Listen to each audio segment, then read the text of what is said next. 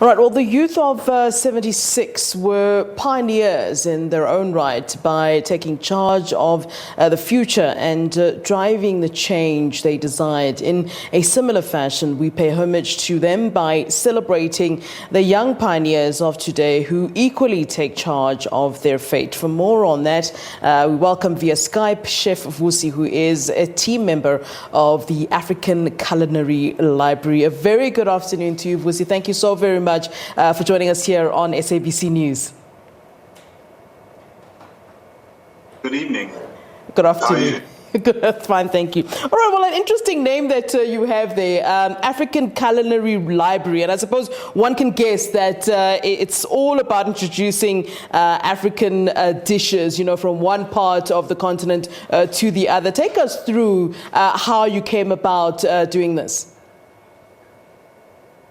So basically, it's a collective of food professionals, but within African Library, but farmers, wine enthusiasts, and that. So our idea is to celebrate everyone, not just the chefs, but farmers, the winemakers, everyone who's doing anything cool for Africa in terms of culinary and hospitality. Yes.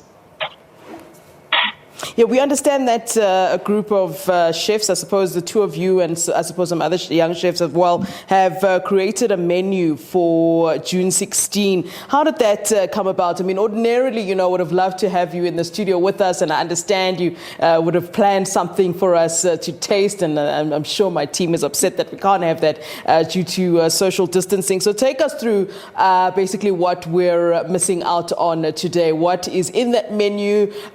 Which parts of the country you've incorporated into the menu? Take us through it all. Yeah, sure. Right, so basically we decided to go with a more South African approach to UK menu, an approach of spice with a chef twist to it.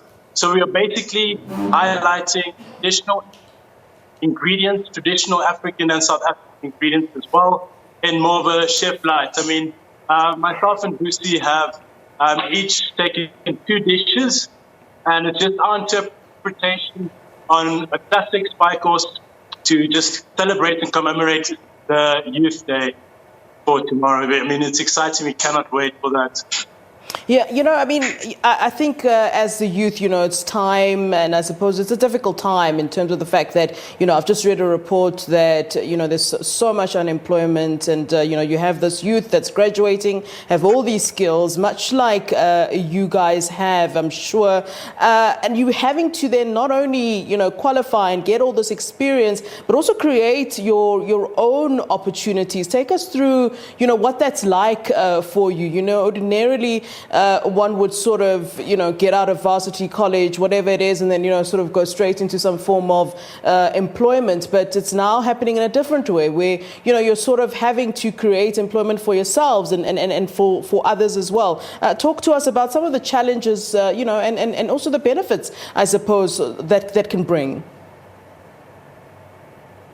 It's a tough one. I think in terms of employment and creating employment, we just figured like we can't wait for events to start happening again, or we can't wait for people to come to practice jobs. So we just said, let's just create our own platforms, our own events, and then sell them to people.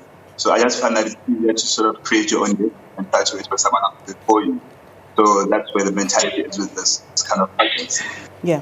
And how has COVID-19 and the lockdown, all the social distancing really affected the culinary industry? I mean, it's difficult for someone like me who loves to dine out. But I mean, for you, it's a bigger situation in terms of, you know, that's your money. That's your bread and butter. People sitting down, eating your meals, that's how you make, you know, a living. Talk to us about those challenges that, you know, you have been facing during this long period that we've had to observe social distancing.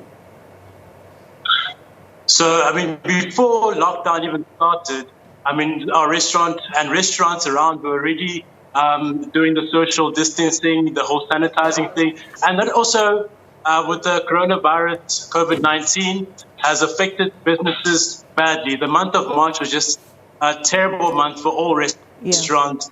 And having to go into lockdown, many restaurants have had to close their doors, unfortunately. A lot of chefs and people not in the hospitality, hotels, restaurants, it is quite an adjustment. Yeah. And it is something to think about as a whole, because in future, restaurants will not be the same for the next 2 years. I mean, it's going to take many, many years to recover from this national disaster, but we are staying positive, we are collaborating, and we all have to stay positive and help one another in the hospitality industry. Yeah. What do you take from, the youth of June 16, who were sort of steadfast in fighting for what they wanted, their rights? I mean, I suppose the fights now are a different kind of fight, but, we're still also having these battles of having to deal with racial injustices and so forth. I mean, I see you are paying tribute really to those, who fought for the freedom of the youth today, June 16, those veterans who fought for us. What do you take from, what's the lesson that you learned from them and how they fought for what they wanted? I think on my side, I think if you believe in something, like if you believe in something so much, I think it's okay to fight for it properly. And with what's going on in the world, everyone's like upset and there's a lot happening that's not good. And we just want to say like, okay, we want to fight the same fight in the different lights with food and collaborating, showing our former people, they were collaborating this fight. They were protesting together. It wasn't like, okay, I'm just going to run around by myself and crazy. There was a collaboration and an idea, and we did it, and they saw it. So that's the same sort of ethos and should be echo with our project. Yeah. And just in closing, I want you to talk to me about Food with No Borders. Where are you planning to take this forward? I mean, for me, it's very interesting, and I suppose it'll be good for some of us also to experience dishes from other parts of the continent. Talk to us about this Food with No Borders and where really you want to see it growing. So we came up with a slogan, a tagline, flavors unite. So our idea is that Africa is such a big place, like it's humongous in terms of their food culture. Yeah. There is so much that even us chefs don't know about. There's techniques that we've never seen before, and people are doing it on a daily basis. So our idea is to sort of say, let's showcase Africa. Let's travel to Africa. Let's see that grandmother doing some cool stuff with cassava, because there's so much more to learn. Yeah. And I mean, as chefs, we learned French cuisine. Yeah.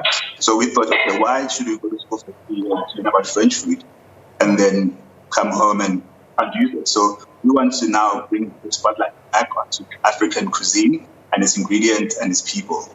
So I want to see this project like all over Africa. Africa Day should be every day in my eyes.